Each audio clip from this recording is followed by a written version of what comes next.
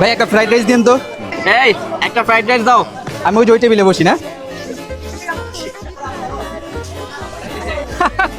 রিলসটা তো অনেক মজার। স্যার এই যে আপনার ফ্রাইড রাইস। রাখেন রাখেন, রিলসটা বন্ধুরা শেয়ার করে লই।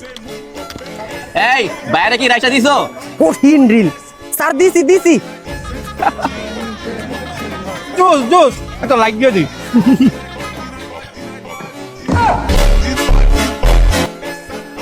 Waiter, yes sir. বুঝলাম না, আমি রাইস অর্ডার করছি, রাইসের ভিতরে মিষ্টি এলো কই থেকে? মিষ্টি? মোবাইলটার দিক থেকে চোখটা সরান না, তাইলে তো দেখবেন কোন খাবারটা কার।